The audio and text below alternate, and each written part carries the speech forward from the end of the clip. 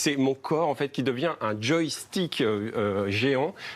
Il faut juste que j'ai un petit peu le temps de m'installer. Je vous laisse justement vous installer sur ce banc en fait qui a des bras articulés. Ça c'est très intéressant puisque justement Hypersuite ajoute une couche de hardware à l'immersion de la réalité virtuelle et à ces casques de réalité virtuelle justement. Alors c'est une invention française, hein. On la doit à Grégoire Arcache et Tom Sicard. Et elle va être montrée au CES et en fait, alors le rêve de l'homme en fait c'est vraiment de voler. Alors là je ne vole pas mais je vais avoir parce que la sensation de voler parce que en fait le mouvement de mes bras et bien en fait il va être capté à travers les pistons et un ordinateur qui est à l'intérieur de cette Hypersuite. Il va être transmis à ce casque de réalité virtuelle et ensuite, moi, je vais avoir l'impression que tous les gestes que je fais avec le retour haptique, le retour des pistons, il faut faire un petit effort, eh bien, ils ont une vraie vie dans le monde virtuel. Alors pour l'instant, on est sur un prototype qui est destiné surtout aux salles d'arcade et aux salles de jeu, mais d'autres fonctionnalités sont en prévision. Oui, alors il y a plusieurs kinés qui travaillent sur la rééducation,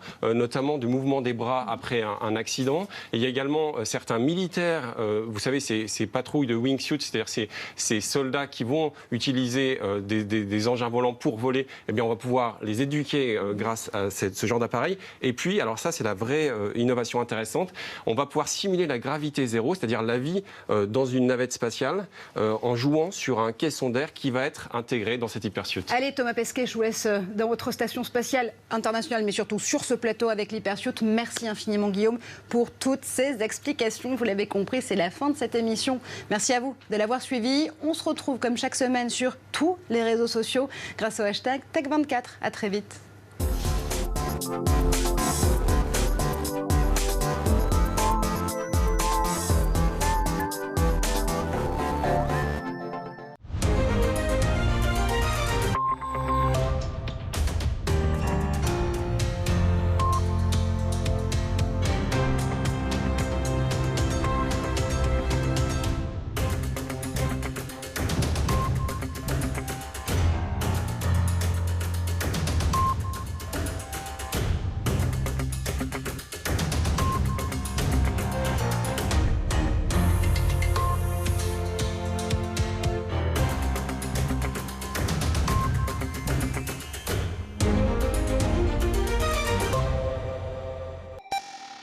Un réseau unique de journalistes mobilisés chaque jour, en métropole, en outre-mer et partout dans le monde pour vous informer au plus près des événements.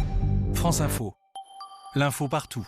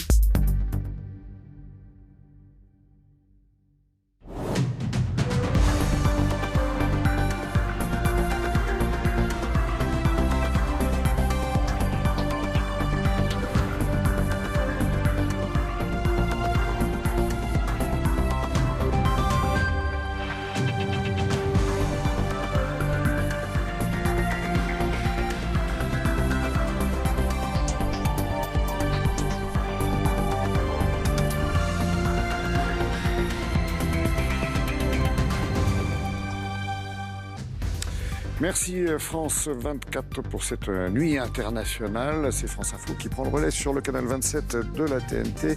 Nous sommes ensemble jusqu'à 9h30. Il sera beaucoup question, vous vous en doutez, de la décision de François Hollande hier, qu'il annonçait en direct à la télévision de renoncer à un deuxième mandat présidentiel. Voilà, des infos dans un instant.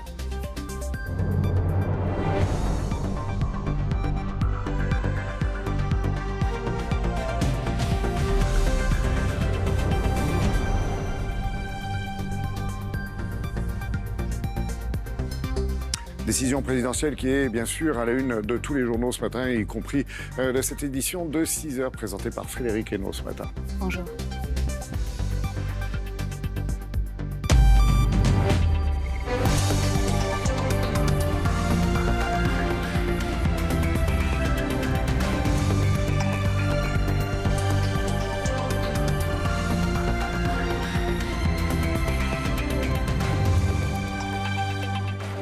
Bonjour et merci d'être avec nous pour un nouveau journal. François Hollande renonce, il ne sera pas candidat en 2017. Le président de la République l'a annoncé hier soir depuis l'Élysée, une décision inédite sous la Ve République.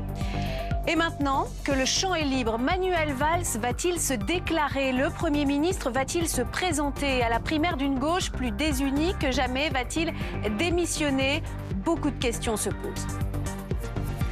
Le 30e Téléthon commence ce soir, un week-end de mobilisation exceptionnelle. 5 millions de participants à travers la France et sur France Télévisions, comme d'habitude. Cette année, comme parrain Garou, il sera l'invité de France Info à midi.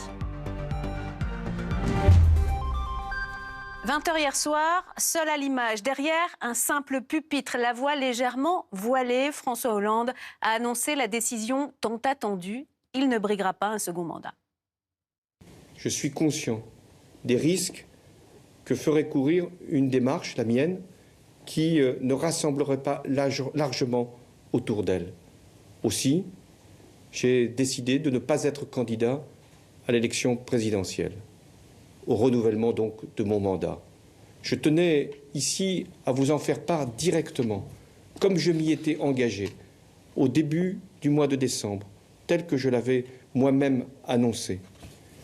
Je le fais en prenant toute ma responsabilité, mais aussi en appelant à un sursaut collectif. Parce que ce qui est en cause, ce n'est pas une personne, c'est l'avenir du pays.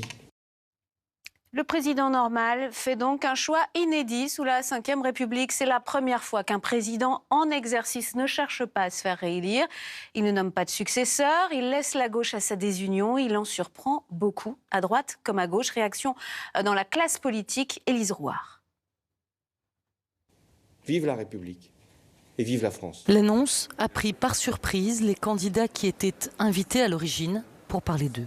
Je pense que c'était une allocution extrêmement difficile pour le président de la République. C'est une décision courageuse et une décision digne. Il n'était plus en situation de rassembler sa famille politique. C'est une décision évidemment éminemment respectable. Elle ouvre la voie au Premier ministre qui avait jusqu'ici beaucoup joué des coudes pour en arriver là. Je ne veux pas faire le commentaire sur la personne, c'est un énorme aveu d'échec.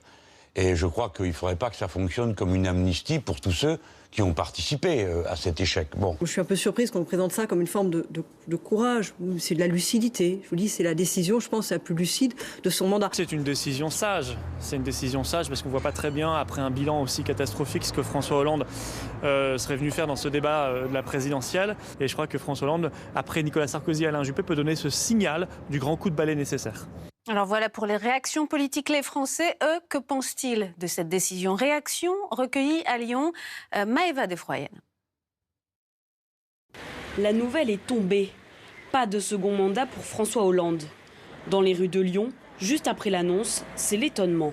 C'est quand même assez surprenant parce que c'est quand même lui qui est légitime, qui a quand même de l'expérience. Je m'attendais à ce qu'il se présente, mais quitte à ne pas aller à la primaire, voilà.